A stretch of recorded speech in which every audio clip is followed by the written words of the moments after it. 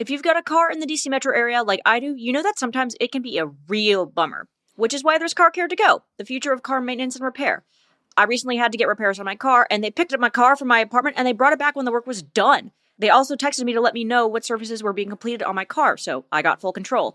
The valet was free, and you can get your free synthetic oil change for $20.23. Like what you heard? Book now at carcaretogo.com.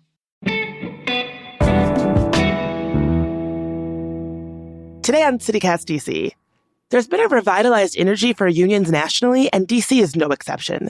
Staffers at Union Kitchen, a food business accelerator, are suing their employer for wage theft. It's an issue that initially sparked their interest in forming a union last year, and the lawsuit is now raising tensions with management. The DCist Amanda Gomez is following the case.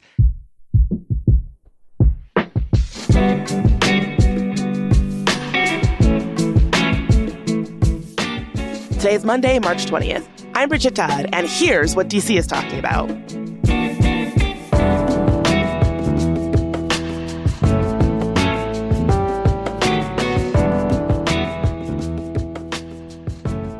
So, Amanda, Union Kitchen workers are suing their employer over wage theft. What exactly is going on?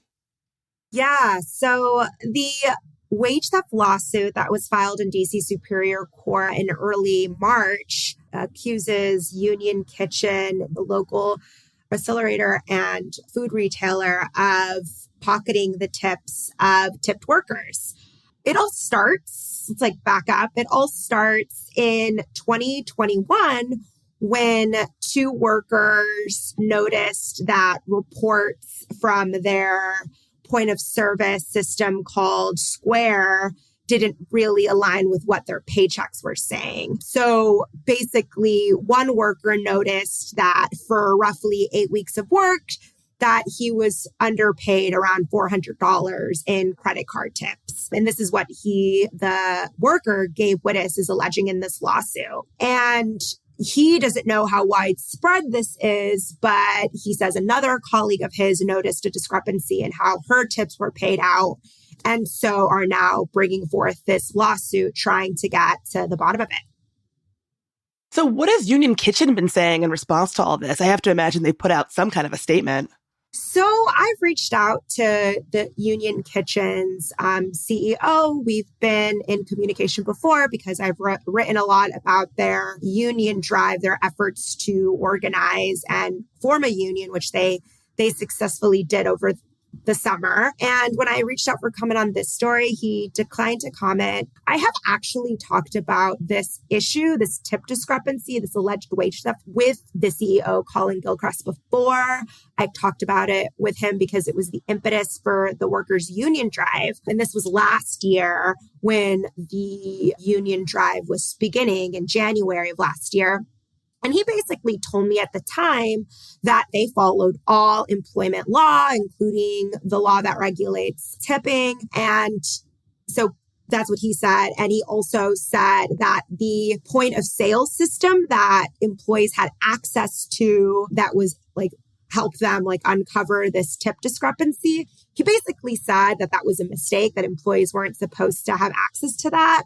And he said that he wanted to cut tips, which he ended up doing last year. So he ended up revoking or just canceling tips and paying workers $18 an hour just with no option for tipping because he said that was the direction the industry was going. So that's what he said.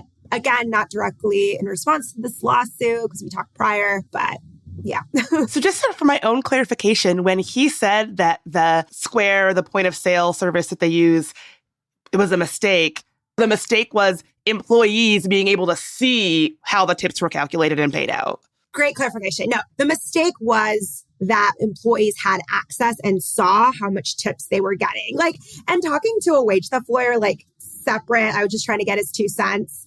He represents a lot of employees who accuse their employer of wage theft. He was saying, yeah, it's pretty uncommon for employees to have that much data on tipping. I mean, it's usually a black box. Employees are having to, after the fact, kind of look at their paycheck, be like, I swear that person tipped me 20%. Like they're noticing, keeping their own records. They don't have access to employer records. It was pretty surprising that employees had access to that much tip data information. I will also say, though, in the lawsuit that was brought by this employee, Gabe Wittes, and the union that is representing Union Kitchen workers, they said in their lawsuit that the CEO, Colin Gilchrist, basically fessed up to all of the allegations in the lawsuit, that he said in an email to employees that mistakes happen, that he admits to a tip discrepancy, and that he will hire a firm to look into this discrepancy that employees noticed, and that he will be changing their tip policy. And later, again, he eliminated tips. So when management moved to completely remove tips and increase wages instead, like, how did the staff feel about that? Were they like, this will solve the problem? Or were they like, actually, we were making more money before? What was their general response? So Union Kitchen, I guess, for those who are not familiar, they have 6 stores. I think people might know Union Kitchen because of its commercial kitchen, where like local entrepreneurs could come and use their commercial space and like make their product. In exchange, they have to pay a membership fee. In fact, Compass Coffee came out of there. Ice Cream Jubilee came out of there. Whisked Bakery came out of there. Like a lot of local products that we know and maybe like or love come out of there. And so the workers that I spoke to were really like motivated by this mission, because those products, with maybe not Compass Coffee, but other products that came out of that kitchen, were sold in those markets, those retail spaces that they worked in. And so they decided to unionize because they wanted to make this their place of employment, which they appreciated, into a workplace that they had a say in, so that to improve it, but also because, yes, this tipping situation. And that union drive started. I spoke to those workers like over a year ago, so January of 2022.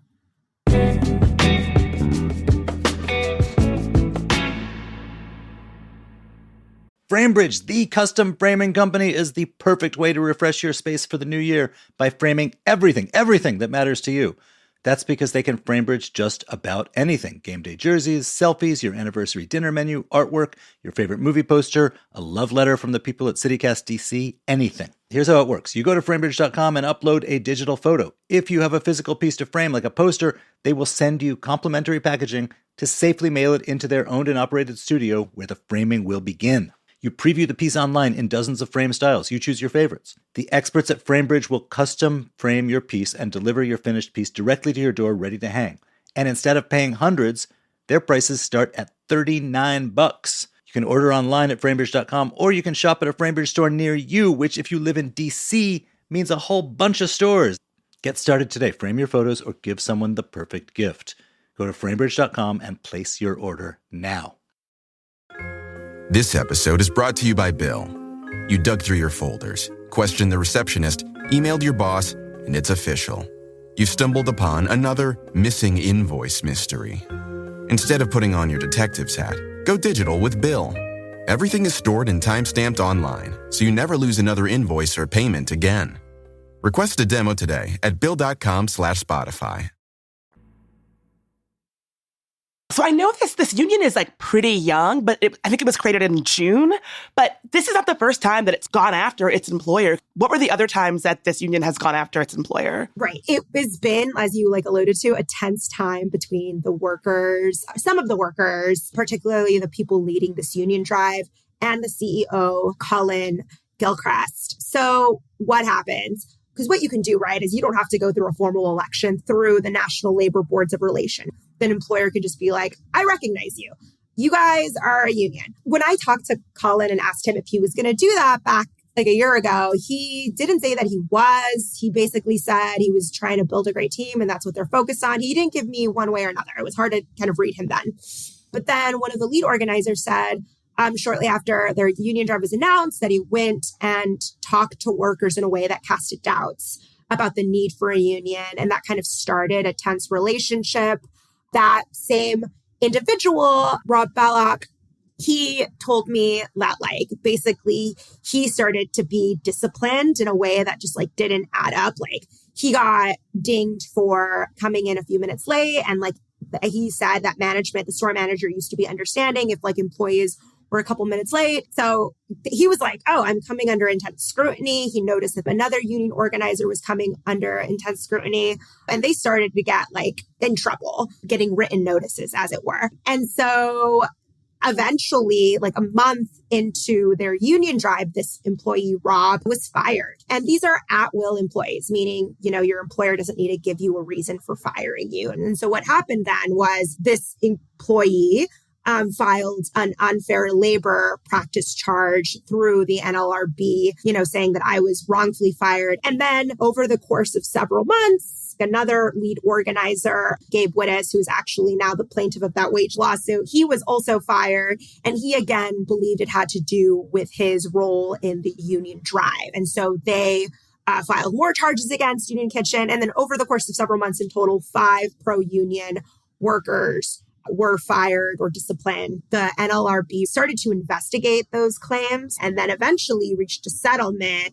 And Union Kitchen management had to pay $25,000 in back pay and front pay to the 5 employees that were fired or disciplined. So like NLRB helped to substantiate some of the claims that these workers were saying. And I should say that when we spoke with the CEO about this, we were like, what's going on? People are accusing you of union busting. And he told us that, like, I can read a direct quote. He was like, the idea that there's some nefarious conspiracy going on, I think it's pretty silly. He also did tell us that he did not think that a union would be beneficial to employees, but he said that, Surprise, surprise. But he said that he will let them continue to do what they do. And that the direct quote was, we'll be working with everyone to understand how they vote, why they should vote, and then helping them understand the things that will allow them to make an informed decision. Because he did question the need for a union. I mean, basically, he was saying that what we have is better than other stores. I mean, they pay their workers $18 an hour. They have benefits, healthcare, and paid sick leave. And so he was just kind of like, it was lost on him why his workers would want to unionize. And I should say, I kind of took that to the employees. And again, they said it was not that they were unsatisfied entirely with their employer. That's not why they're unionizing. It's that they just want to have more of a say with store policies. For example, Union Kitchen at one point last year, they barred minors from coming in because of theft. They just saw a lot of theft among young people. And that, I know, made some workers feel uncomfortable. They just questioned that. And so policies like that, they just want to have a say in. And they believed that forming a union was one of the best avenues to do that. I spoke to employees also who were unsure of why their colleagues were unionizing. They also shared what the CEO, Colin Gilchrist, was sharing, which was I don't understand why my colleagues, they just didn't see why they were doing that. So I shouldn't say the desire for a union was universal. The vote ended up being 20-11. So not everyone agreed. In the end, most workers there did want a union. Do you think that Union Kitchen has an especially active labor presence, or is this representative of sort of the larger organizing and labor trends in the district? So Union Kitchen was very inspired by, the Starbucks workers nationally. So I think they're following that trend. In terms of how unique they are in the kind of local DC retail space, I think they're pretty unique in that they're one of the few local retailers that is organized. The labor organization, Local 400, that's supporting them and such, they've represented Giant and Safeway workers, but they just recently supported Politics and Prose, the bookstore. They helped them form a union in December of 2021. So kind of around the time where they were supporting the Union Kitchen workers, a month later, this happened. Union Kitchen happened, I should say. But the Politics and Prose was the first retail that Local 400 organized in a decade. It's been challenging to get retailers to organize because their turnover, and then also to draw that connection of what is the benefit of me organizing? It didn't seem as obvious, but I think with all this talk of unionizing and then all this talk of also the pandemic kind of showcasing the woes of frontline workers, I think that motivated a lot of people to unionize. And since UCFW, Local 400 has supported workers out of La Colombe and Chinatown to organize. They also kind of going away from that, but similar, different, but the DC Holistic Wellness Cannabis Dispensary is another spot they helped organize. So they're unique. And I should also say, like, it seems the Union Kitchen seems unique in that, like, the alleged union busting that happened there seemed unique. Like, politics and pros, while their employer didn't voluntarily recognize them and the employer got some pushback for that, they wrapped up their first contract fairly quickly, like faster than most other shops do. And speaking with the workers there, they had a pretty amicable relationship with their employer. Like, during contract negotiations, it would seem that's not the case here at Union Kitchen.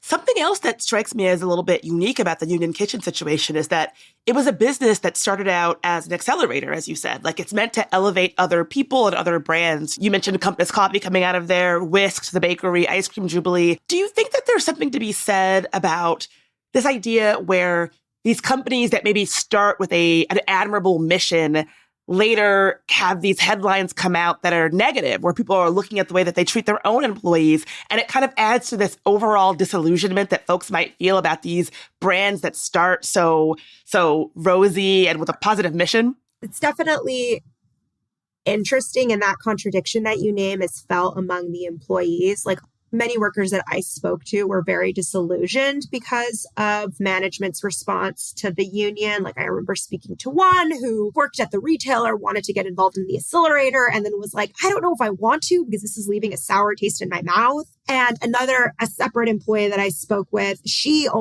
resigned because she was just burnt out. And also she just became so anxious about whether or not she'd get in trouble. I don't know how patrons feel or like how the public at large feels about this. I know that also I should say that, like, my understanding is Union Kitchen is like looking to expand further, like at another retailer, trying to expand their commercial space. So I don't know, like, whether the Union Drive has like encumbered their own growth, if that makes sense.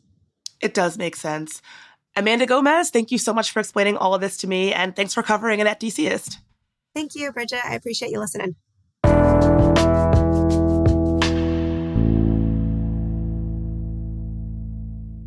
And before you go, here's some quick news. Metal detectors are being installed in some Alexandria schools as part of a pilot program. In a recent community survey, 85% supported the use of metal detectors in local schools to protect students from possible shootings. Opponents' main concerns were the cost and the impact on the welcoming feeling in schools. The detectors will be placed in May and reassessed in the fall. Meanwhile, Maryland Senate has passed a bill that makes it possible for child abuse victims to sue institutions that protected their attackers, regardless of how long it's been. The bill is expected to pass in the House as well, but lawmakers are prepared for a battle over its constitutionality. And lastly, Virginia added 10 more historic sites to its landmark register last week.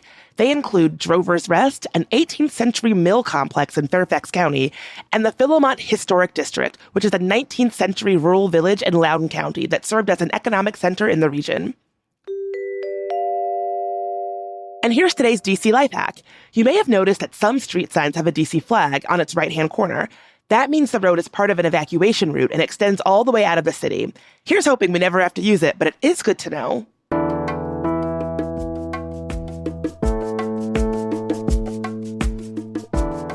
That's all for today here on CityCast DC. If you've enjoyed the show, share it with someone who works retail in DC, maybe your favorite barista.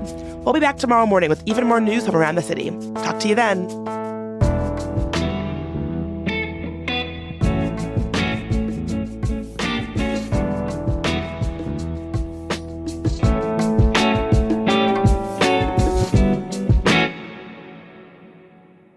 Yeah, so the wage theft lawsuit that was announced just earlier in the week, actually. Wow. No, last week. Today is Monday. Sorry, let me start over.